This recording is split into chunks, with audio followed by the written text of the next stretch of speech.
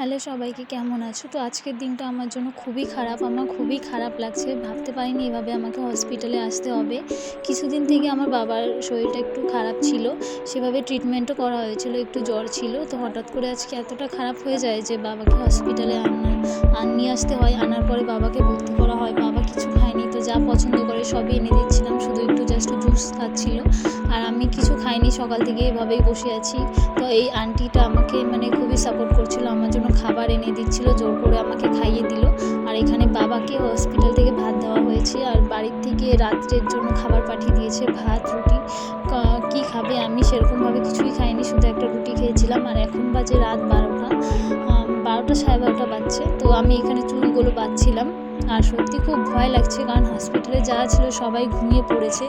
আমি একটা বেডে একাই বসেছিলাম, শুধু মনে হচ্ছে যে কেউ আছে আশেপাশে। হসপিটালের কথা শুনতে আমার এমনিতেই ভয় লাগে। এই দেখো, সকালবেলা আমি বাবার বিছানাটা সুন্দর করে গুছিয়ে রেখেছি। একটু পরে ডক্টর আসবেন দেখতে। তারপর আমি চলে গেলাম বাইরে একটু জল নিয়ে আসতে। এখানে জলটা ভালো ছিল, খাওয়ার জল।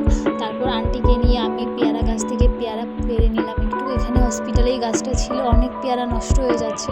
তো আমি গাছে চড়ে পারলাম, আর আন্টিটা নিজের আঁচলে সবগুলো নিয়ে যাচ্ছিল রুমে।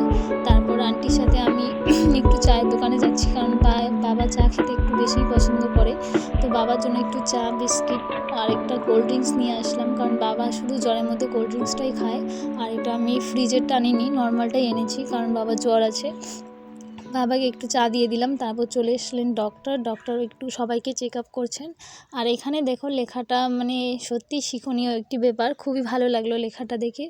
আর তারপর চলে আসলাম, একটা চকলেট নিলাম। এখানে ব্রেকফাস্ট দেওয়া হয়েছিল হসপিটাল থেকে। দাদা চলে এসেছে, দাদা বাবাকে নিয়ে যাবে। আর আজকে ইলেকশনও আছে, তাই আসার পথে আমি বাবার জন্য কিছু ফ্রুটস কিনে নিলাম এখান থেকে, কারণ বাবা শুধু ফ্রুটসগুলো একটু কেটে দিলে একটু একটু খায়, সেরকমভাবে খায়ও না। তো সারাত খায়নি, ফাইনালি বাড়িতে চলে আসলাম। প্রচুর ঘুম পাচ্ছে। তো মা বললো ভোটটা দিয়ে আয়, কারণ এটা হচ্ছে আমার ফার্স্ট ভোট হওয়ার পরে এটা আমার ফার্স্ট।